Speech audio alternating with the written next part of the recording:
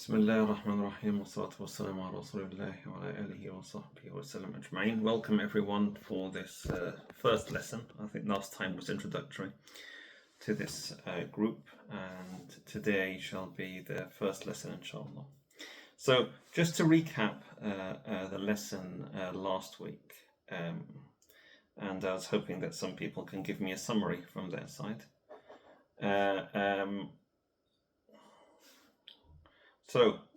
What did we cover last week? You're allowed to speak. We talked about how Muslims, like people before Islam, had signs that Allah exists. Okay. Yeah. Okay, so what were the signs that we covered? So. How, well, there's life and death, Yes. So the fact. Sorry. It's okay. Don't worry. The fact with what we covered last week was the fact that our lives are an indication that there is a higher value than ourselves in it, and that we are working towards a test that we are in. And we use the evidence that life and death is by design, it's not haphazard. If you jump out of a plane and you don't have a parachute, yes, there's a possibility it will meet your demise, but also if you spend your whole life not doing anything at all, your cells will expire by time and die. And we said that the cells that do not have this ability or lose this ability become cancer cells and live on forever, and that's their biggest problem when treating them. Someone left again. Okay, I shall join again. Okay, admit. Okay, so we said that people claim in the past, or people claim now, that life is haphazard from that side. And we said that if the life is so intricately created and made around us, why would it that life would be the only exclusion? We said that people can get away with things in this life. Someone can cut off you in your traffic light. Someone can break your heart. Someone can get away with a mass massacre. And in all those grades, no one. Only if you're caught, then you are held accountable. Even when you're held accountable, you're held accountable by how good your lawyer is or how good you can argue your way out of things. But what if you make it out of all of this? What if you make it out and you die before you are caught and punished? What if your punishment does not match the punishment? If you kill 500,000 souls and then one soul is taken in return, is that fair? Is it? So when we do chemistry equations back in A-level, we'd always say, what's the balance of the equation? So have we missed an atom that entered into this equation that hasn't left? Have we missed a proton that has entered this equation and hasn't left? So an equation had to be perfectly balanced. Our ecosystems have to be perfectly balanced. So our internal milieu, our internal bodies have to be perfectly balanced. The amount of sodium and potassium in our body, and if it increases or decreases by 0.1 or 0.2, suddenly our whole behaviors change. So if everything is perfectly balanced, why is it that it only comes to our lives that it isn't? And we said that this was then an indication that life is not just haphazard, it is there for a reason, and that it's there for another phase to come after this. We said that people in this life, everything is fleeting, nothing is permanent.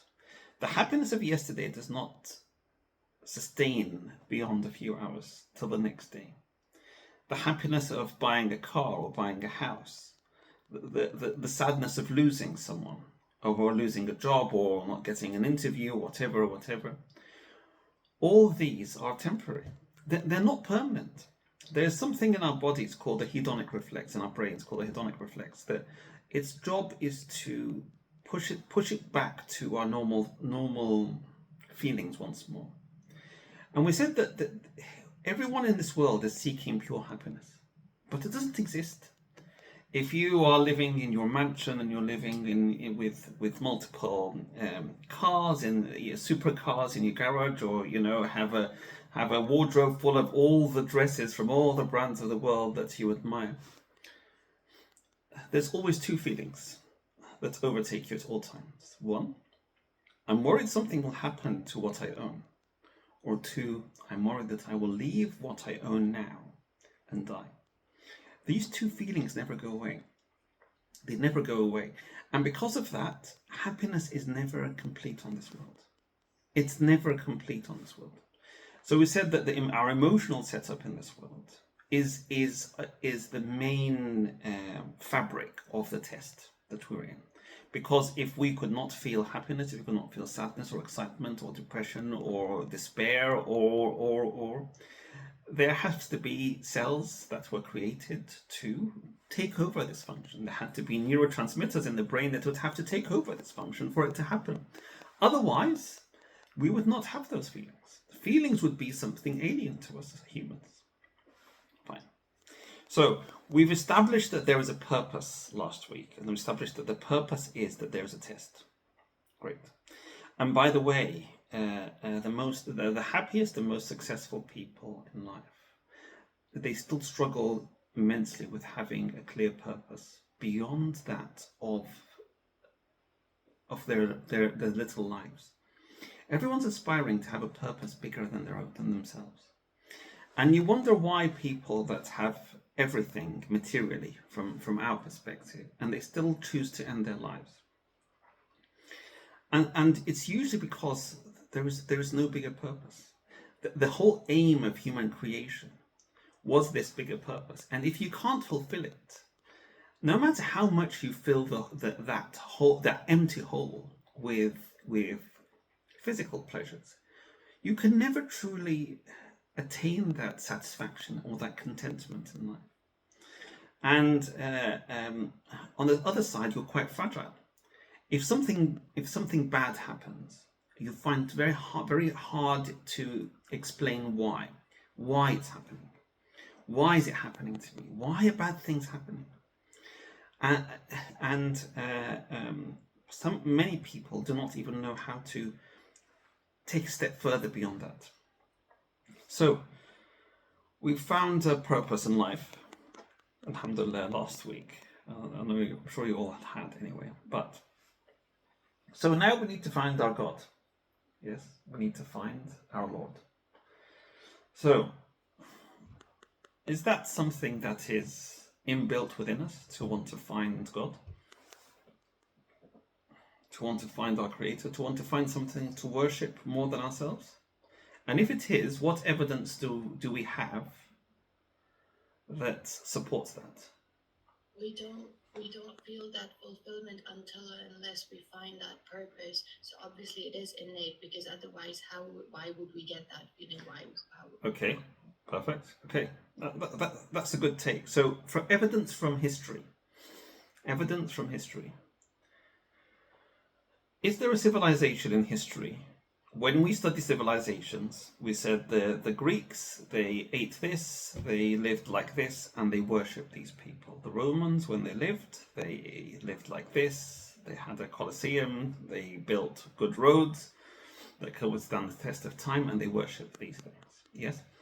Not one civilization, no matter how primitive or how sophisticated and complex and advanced it is, there is always a God. There's always something that they worship. Okay, fine. People will tell me, well, currently there isn't. Currently people don't have that in their lives, yes. But we are by design still, with that innate desire for us, it fixates on something else. Worshipping ourselves, worshipping our desires, yes. Worshipping money as their God. There will always be something. There will always be something. This is in our nature as human beings. If you were left, or I was left on an isolated island in the middle of nowhere, would these questions and these seeking this bigger truth not be part of our lives? It always would be. It always would be. I know the question that was asked last week. So, what about morality? So we all these civilizations were seeking the higher truth in life. They were seeking to find the creator worthy of their worship. So what went wrong? How did they end up with 25 or 30 or 50 or 90 or 100 and 150 and 190? 2,000, I think the Egyptians had something like, 2,000 deities that they worshipped. What went wrong?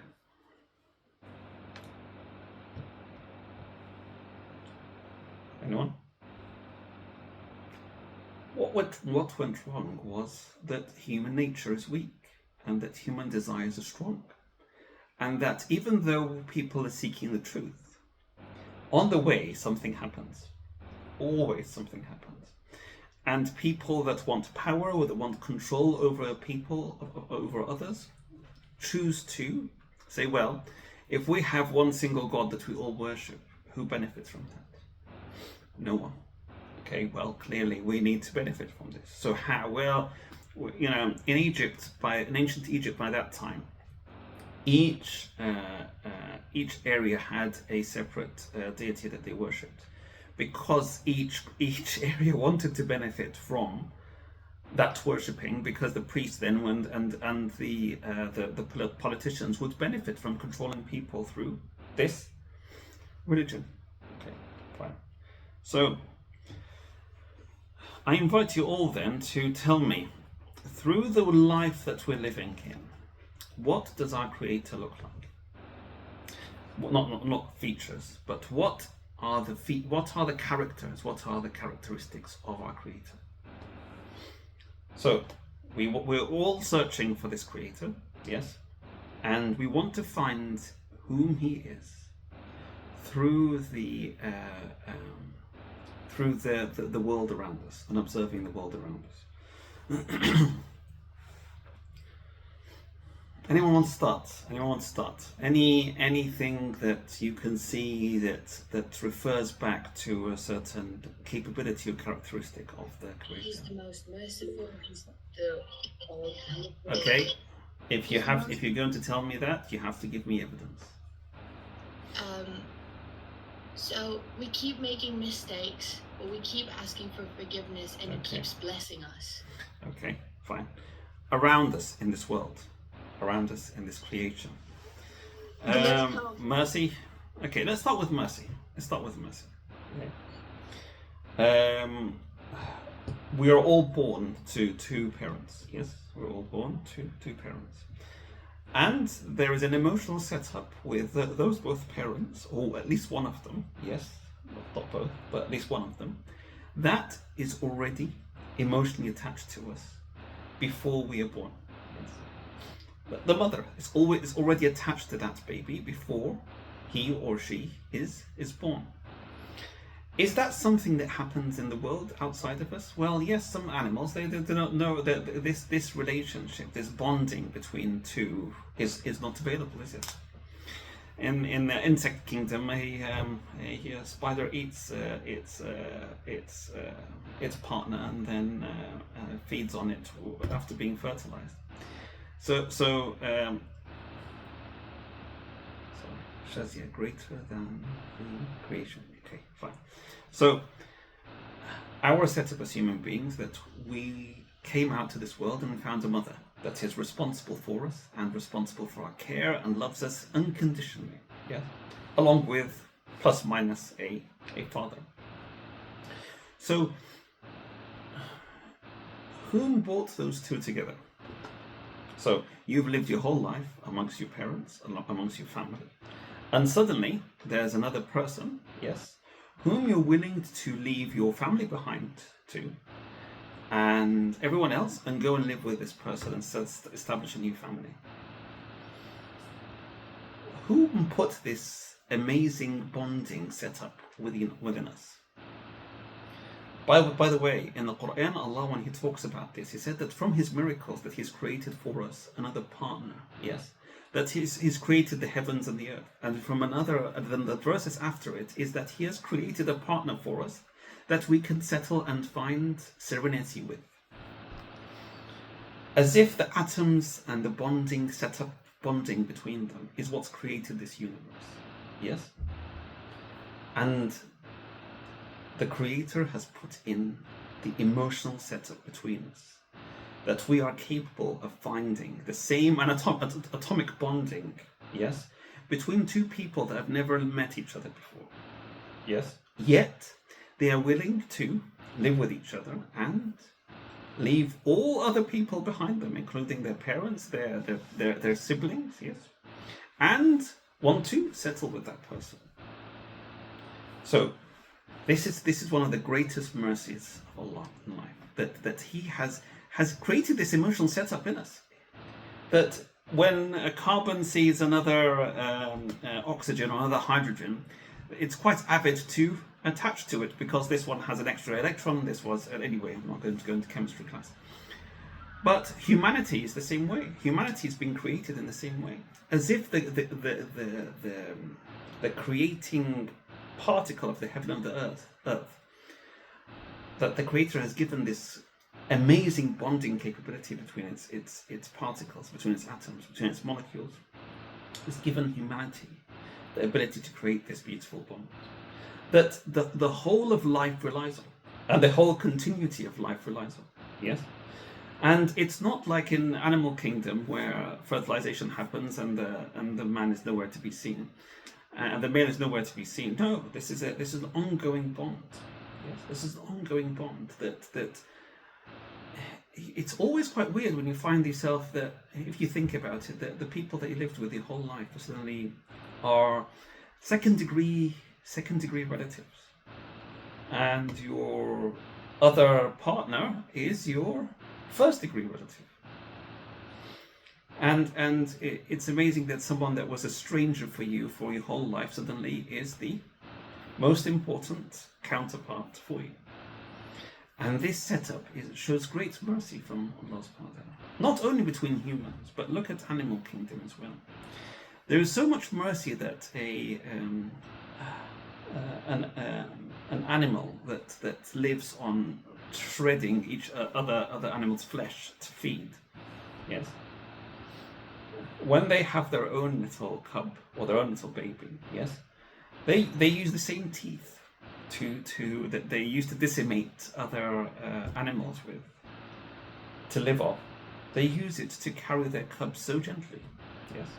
That mercy would not be there if the Creator did not put it in this world. Yes.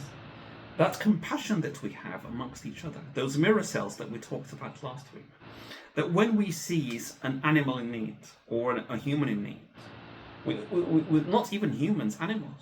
You see a stray cat in the street, or a stray dog, or a homeless person, or someone who your friends in need, or someone. That compassion, that level of mercy between us, the fact that we cannot, I'm not going to talk about nursing homes and so on, but in our world, where our family members, no matter how much of a burden they become, we still have to care for them, and we still have to continue to care for them. All this mercy would not be in this world. Our ability to identify it in ourselves and others will not be available if the Creator did not leave this with us. He did not create this with the heavens and the earth. So, we have mercy. Perfect. Great. So, does anyone dispute that? No? Perfect. Okay. So, Farouk, is it Farouk that I know from class, or is it a different Farouk? Well, apologies. Same one. Same one. Hi, Farouk. Assalamu alaikum. Alaikum assalam wa barakatuh. How are you doing? I would have my camera, but I'm not decent, so. That's okay, don't worry. Don't worry. So you put in your chat, let's go to the chat. Let's go to the chat. So you said merciful, loving, generous. Okay. I think it's similar to what, is it Libo was saying? Yeah. Looking at my own life. Okay. Fine. decisions that I create. Perfect. Um, Okay. yeah. Perfect. So thanks, Vol. So we've established mercy through what we've observed around us, and what we see in ourselves as well, as both of you have highlighted. Okay. So capability. Yes. Capability. Power. Yes. Ability to. When we want to show our ability as yes, the Almighty. Yes, the most powerful. Yes. Very good. That's the point I'm coming on to now. Yes. So, when we want to prove our ability as human beings, what do? We say that I can not only am I a very established professional within my field, but also I can jump off planes and do paragliding. I can also do diving. I can also do this, and I'm also capable of deadlifting this amount. When humanity would like to establish their power, when humanity want to show their power, they want to show different abilities that they have. And they want to show variation in their ability. So not only can I translate this, I can translate only something bigger than this. I can also do very complex mathematical equations. Humanity, when they want to establish and show capability and power, this is how they show it. Yes? So, let's look at the creation around us.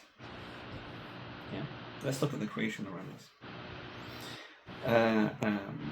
Anyone want to give us examples? The examples go on and on and on and on. When I look at my kids, that's his creation for me, and I think it's most beautiful. Yes. We'll come to most beautiful in a second, Aisha. But we're talking about Almighty, most powerful. Yeah. So He's created us. Yes. Someone's shouting. Sorry, I would say natural disasters the most powerful. Okay. Fine. Well, natural disasters. Okay. Well, what about move away from natural disasters a bit and look at the capability of His creation. Yes. So He's created humans that can live on Earth, and then He's created fish that can breathe in the sea. And then He's created fish that can fly above water and eat birds, yes? And then He created birds that can fly, use a different medium altogether to mobilize in, which is air, yes? And dive into the sea and eat, yes?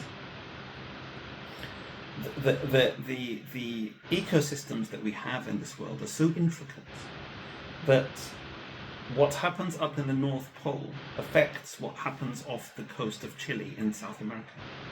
You know the pathway that cold currents carry krill, which is tiny shrimps that live on plankton, which is the green substance you find in your pores or something with water after it goes for a while. Still, and it travels across the globe all the way, dark, cold current that relies on how much salt is there in the water the deeper it goes.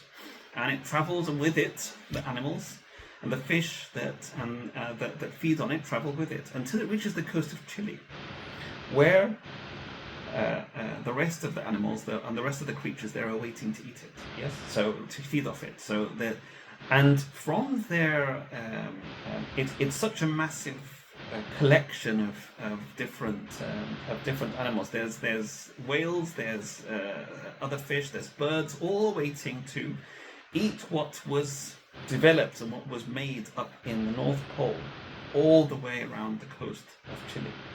And if there is more ice that's melting, the amount of salt in the water, or the salt concentration, reduces, which means that any salt, the cold current cannot travel as deep, and if it can't travel as deep, it would affect a whole fertilizer business that is happening over the coast of Chile. We know that we have animals that can travel at a speed of 300 kilometers per hour, and others that travel at the speed of 0.1 kilometers per hour. There is so much variation in His creation that it shows capability beyond that. We see an archer. We look at an archer fish, That his whole life is based around the simple calculation, the very complex calculation of how to eject enough water to hit a insect that's standing on a leaf above it. Things that computers take a while for. A kingfisher relies on different filters in the back of its eye to avoid the glare of the water. When you look at water in the sea, there's glare above it. You can't see it in depth. Kingfishers have been given different adjustments for that, so they can see. They have 4 different lenses in the back of their eye that they can change the color and tilt their head so that it's the right shade, so they can see in the depth of that water. Decisions that have been made in milliseconds.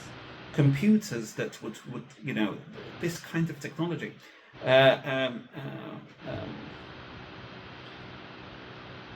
Mantis shrimps, they have the power to, with one knock of their club, to smash the hardest shells around them. It's said that their speed is so high that the impact with the shell creates heat closer to the heat of the surface of the sun. There's not enough time. There's not enough time to go through this. But okay, so this is us on Earth, yes. What about outside Earth? What about outside? There are stars that rely on atomic fuel to burn, and then when they die, they if they're so big, they can they can crumble over themselves.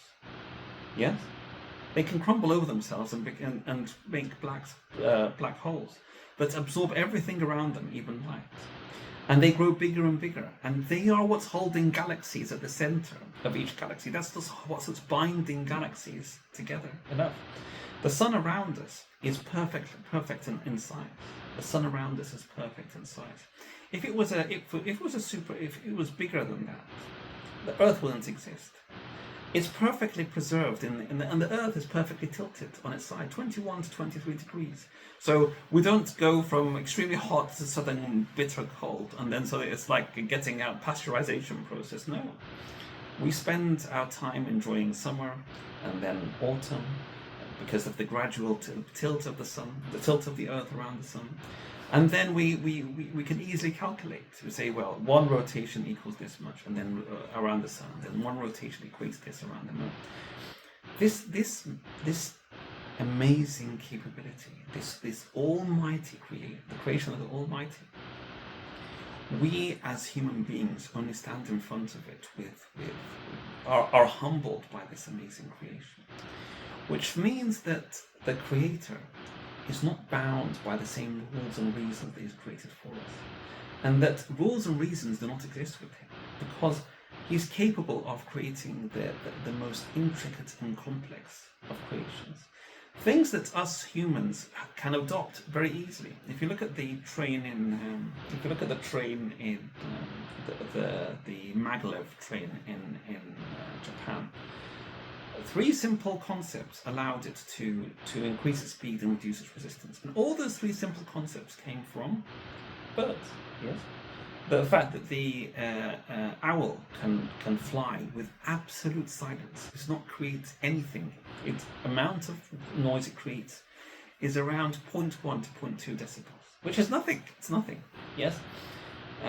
So they said, oh well, the shape of that wing, then we need to utilize it to reduce the amount of resistance and air that's going through it. This creation indicates that there is an Almighty that's created all this, most powerful that's created all this, most capable to create all this, with its all different forms. So that's fine. So we have 2 now. We have most merciful. Yes. He's embedded mercy within our lives and allowed us to appreciate and understand it. And 2, his creation. Fine. So 3, yes, it's a beautiful creation. It's not just, when you're in a test in an exam and they take you to your exam spot. Yes. So what facilities do they provide? They provide a desk and a pencil and some refreshments. At least when I was sitting my exams over here, and that's the best that they can provide. It's a grey hall with artificial lighting, and that's about it. So we're in a test, and we've established that. So we eat one kind of food, and we live on with a dark sky above us, and all looks ugly around us, and that's about it, because we're in a test. But it's not like that. How many shades of light do you see in sunset and sunrise? No matter how wealthy and affluent you are, sitting in front of the sea and looking how beautiful, seeing how beautiful it is one of your main enjoyments. Everyone in this world would love to live in front of a house that overlooks a beautiful sea or a beautiful river. Yes. The color of the sky, by the way, it's not blue. It's blue in our eyes because the way the light is scattered above, the way blue, the shorter the wave, the more it's scattered above us. But everything around us, we're capable of admiring it. Look at autumn. Despite the fact that the leaves are dying, yes, despite the fact that the leaves are dying, it looks beautiful because the death is happening at different grades. Which means it goes through orange and brown and yellow and depends on the color. And together it looks beautiful. Yes? Recently there was a James Webb telescope that went out 2022. And it showed images of the universe that we've never seen before. And it shows how beautiful the universe is around us. Amazingly beautiful. Look at flowers. For instance, you can see that flowers are nothing but something beautiful for us that we admire, that we can admire and we can look at and we can enjoy a beautiful smell from. Humans are capable of witnessing the world around them with 512 megapixels. Yes, that's more than any other camera that we have around currently. With admiring around 256 different shades of colour and its combinations, of being able to enjoy 2 million different kinds of tastes and smells and odors. Yes? All this shows that the creation around us was made beautiful. And it was made beautiful even for places that our Creator knows that we will not even see yet. Yes? The space around us, why is it beautiful? Why is it beautiful? If the Creator did not know that he, when someone that cannot do anything but make it beautiful, cannot create anything but make it beautiful. This is the world that we're living in. This is the world and this is creation that we're living in. That he's al-Badi' in Arabic, the word is that he can, everything that he creates, he puts beauty in it, even though we as humans don't need that. Yes? Who else has so we've established that he is the Almighty from his creation. He is the most merciful. And what else? That most beautiful. The beauty in life, al-Badi', everything in his creation is immensely beautiful. So, by the way, when we come to Islam, yes, and one of the biggest worships, one of the best worships in this world is admiring the Creator's creation.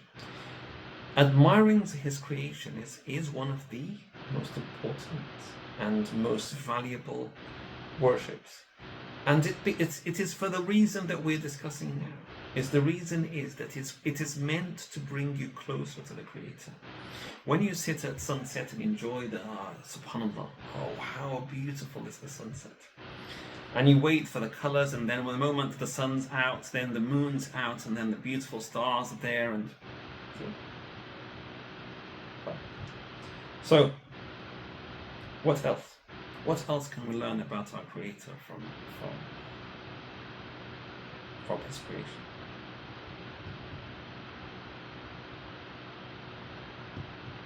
Come on, guys. Still with me? Sorry, Motaz, I have a question. Yes. It's related to more what is happening in Palestine and Gaza and everything. We say Allah creates beauty in everything. Yeah. Allah is all merciful. Yes. He is just. everything that we see happening in Gaza, in Lebanon, and everything, do we just blindly believe that, okay, because the bad guys have got all, like, they're doing what they're doing and there's no stopping them, there's no divine intervention, nothing happening, do we just blindly believe that, yes, in Akhirah there's gonna be just, like, justice is gonna be served? Because Okay. what about the people who are suffering in this? Yes, we know that the world is a test, but to what extent? Okay. Thanks for that question. So, when we are describing the Creator's characteristics through His creation, we are describing the setup for the test. We're not describing the test itself. So, we're not subtracting. Excuse me. We're not subtracting the fact that there will be misery, that there will be loss, that there will be death, that there will be destruction. These are the acts of these are the limits of the capabilities that the Creator has let humans have. Yes. So humans have the ability to create beautiful things, and beautiful civilizations that care for each other and have compassion. But it would not be a test if that's as far as they're capable of. It wouldn't be a test. It would have to be a test if humans have the ability to be the complete opposite as well. Yes. And what's happening in Gaza and in Palestine is nothing new to this earth, and it is nothing new to the creation of humanity. The intervention of the Almighty is linked to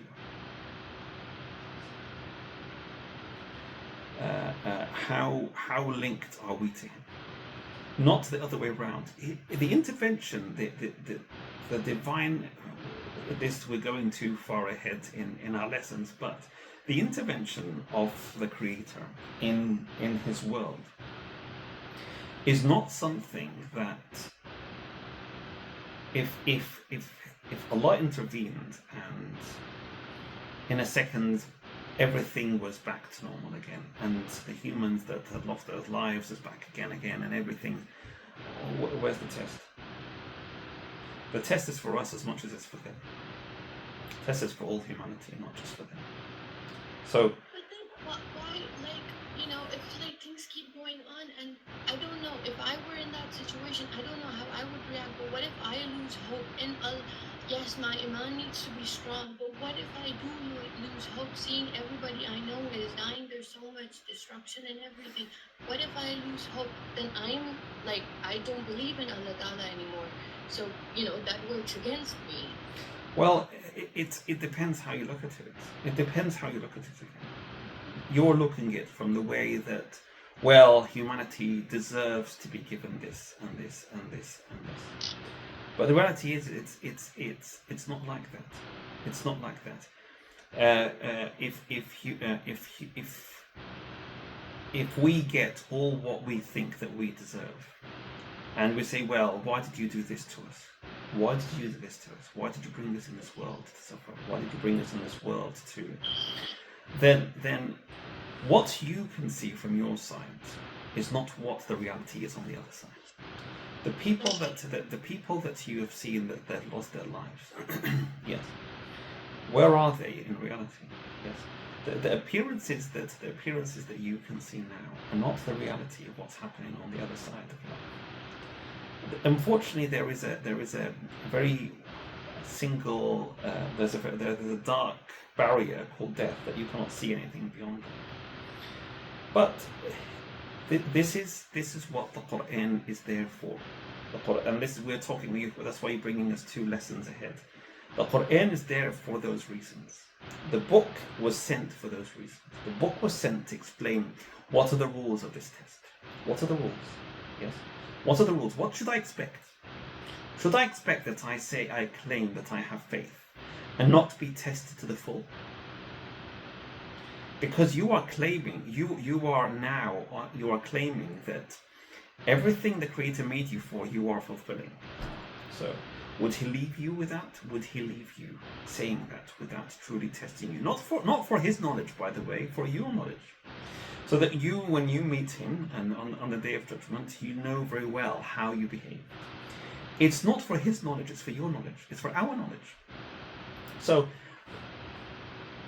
be patient with that question from the two lessons, because I don't want to go into that too far if we are still finding the way to our Creator.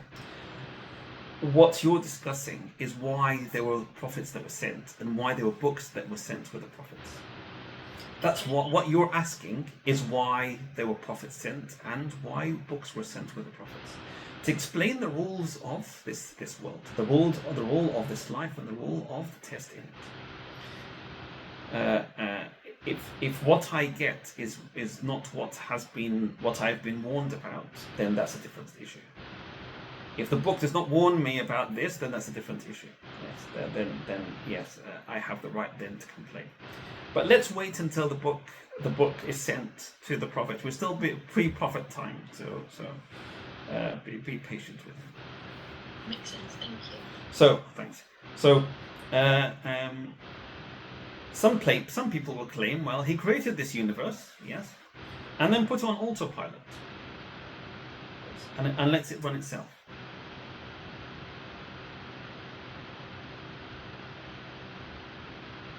I've heard people talk about this before. Oh, he's created it in the past and he's put on autopilot for billions of years until it. Anyone want to dispute that claim?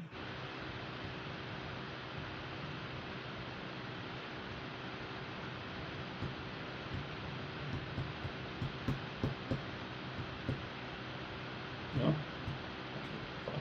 Well, the whole idea of autopilot is that everything is repeated in the same manner that it is. That's what autopilot is, that everything happens in the same manner that it has before.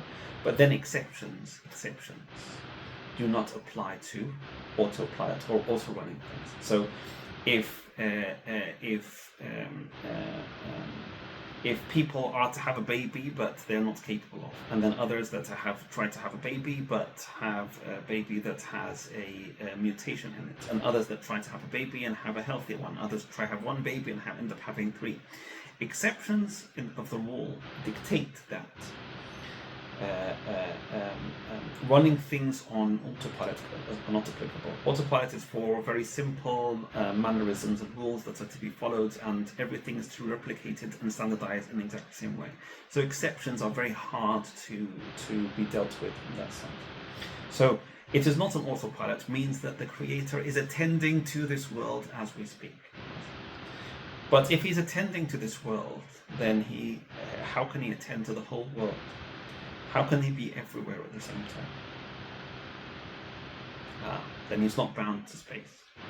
He's not bound to space. How can he attend to this whole world if he and this whole universe if he is bound to space? He's not bound to the rules of space. So, and if this universe has a start and end point, then what was there beforehand? What will be there after it ends? The Creator. So the Creator is not bound to time either, because he is the creator of time.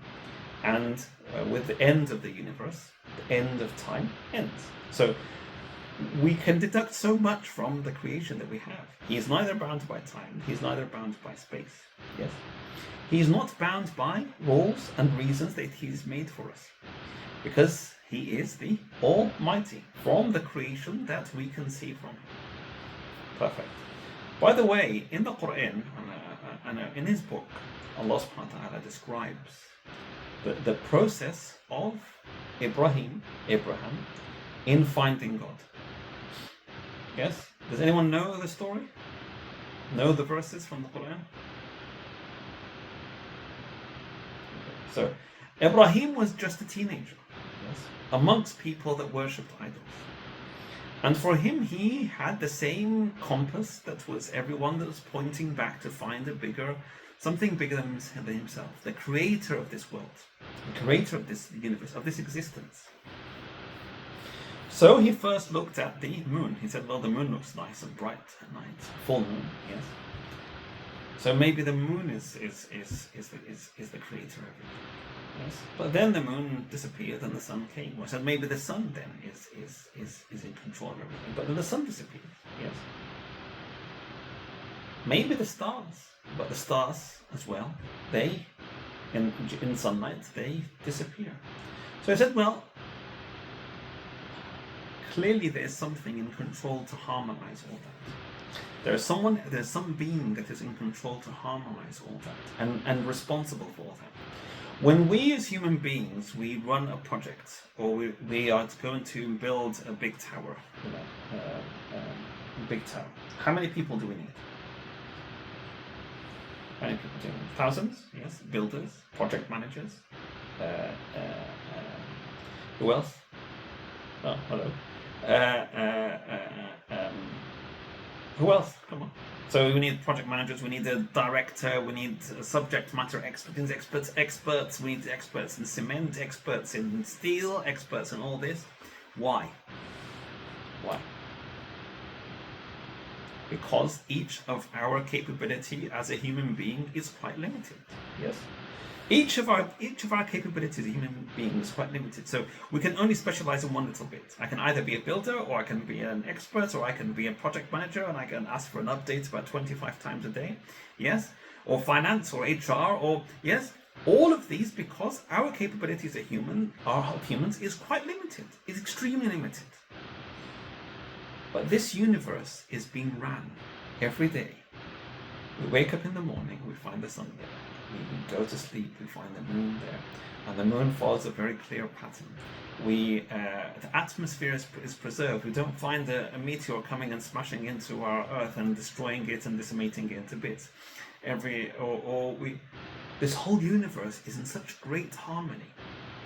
In such the ecosystems in the world, the food chains that are so complex and intricate. Who's running all this? Who's running all this? We need. Do we need the? If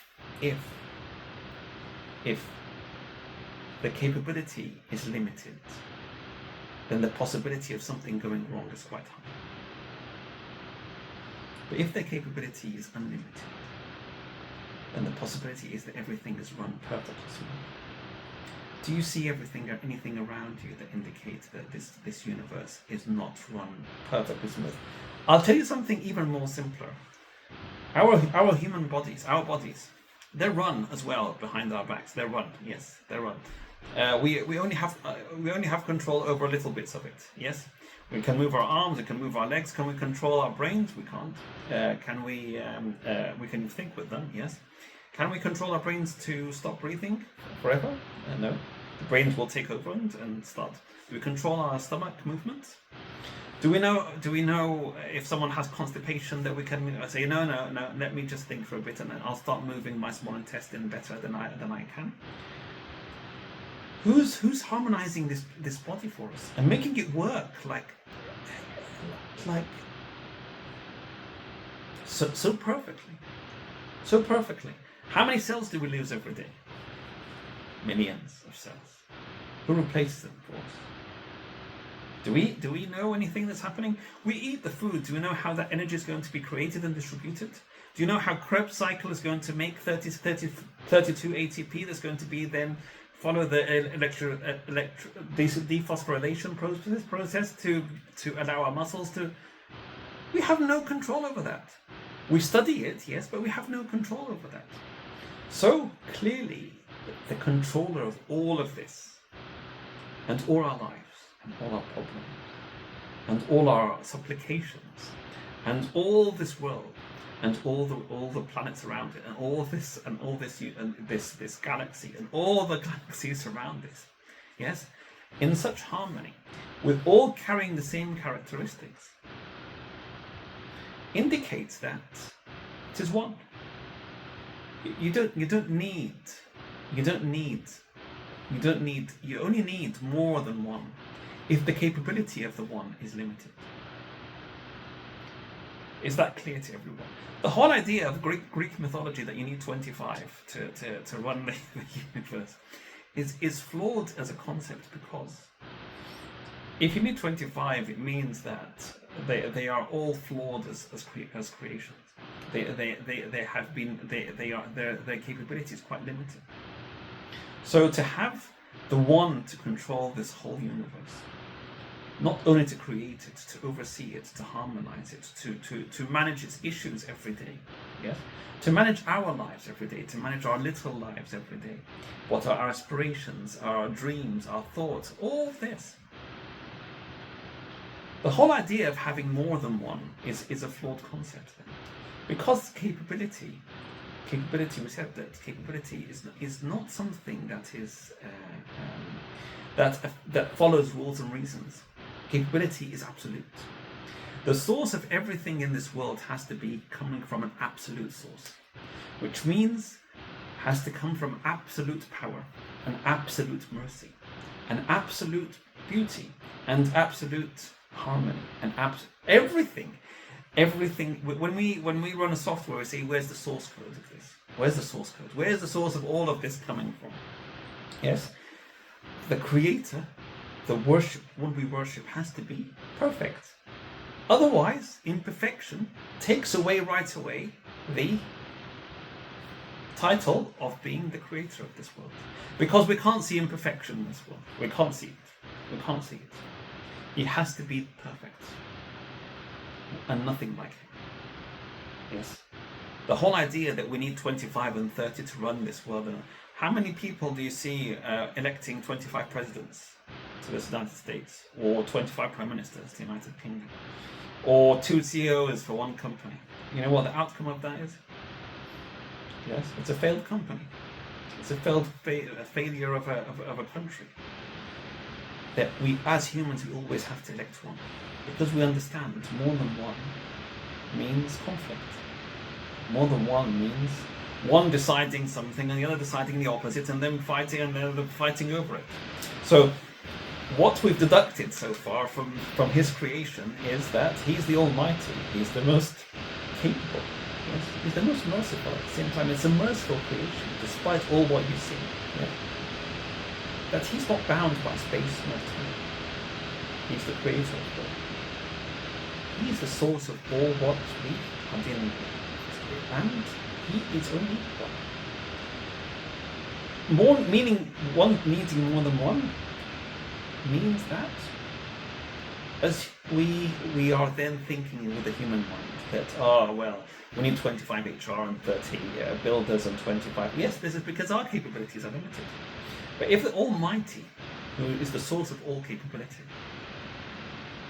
then why do you need more than one? It is not possible. It's not possible. He would not be a god then. He will not be a god. If he was not perfect, if he's not the source of everything in this world, in this universe, then he will not be a god. So, we have reached the stage where we are waiting for the prophet to come. We are waiting for the prophet to join us. We are waiting for the prophet to join us and tell us now, we believe in God before you've come. We believe that we are here to be tested, and this world is not haphazard creation. But we need guidance to understand things that happen to us in life. Why do they happen? We need guidance to understand how we can get closer to this Creator. We need to understand what's going to happen after we die. How are we going to be assessed? How are our actions going to be assessed? How do we live our life? What is the way that you created us? What's the optimum way you created us to live our lives? What do we need to follow? Yes? All these things then make it absolutely obvious that the Creator has to send us a pamphlet or a set of rules that we live in this world, and to explain to us what the test is about and how we shall be assessed for this test. How to live our lives. How to deal with hardship in this world. So many other questions that humanity has. How can we create? Do we live with rules that were created by other humans that might do things right or wrong, or do we live with a divine code from the Creator Himself? All these things we need someone to send it to us. And if an angel comes and drops it off to us and leaves, well, we haven't learned much from that, have we? We haven't learnt much from that because we have the book, but we don't have the practicality of it. We don't have the live demo of it. We need the live demo. So that when we live our lives as humans, we say, the live demo, they did so and so and so and so and so. So we need another human being like us to come with the words of our Creator and show us in his life a live demo of how a human being should optimally live. And this is our next lesson, inshallah, is the Prophet. The Prophet's coming now. Yes, it is 576. Year 576, and the Prophet is due to come. Yes. People are waiting for him already. People People that have the knowledge before him of Christianity and Judaism know of him coming already. Yes. Why do we need the final one? What is he bringing as a message? And then the lesson after, inshallah, will be about the Quran. Yes. Why is the Quran the miracle? Why is it a miracle? What are the aspects of it that make it such a miracle? So I think that's an hour now. So if anyone, I'll hang around if anyone wants to have any longer questions for that. But otherwise, Jazakumullah khair for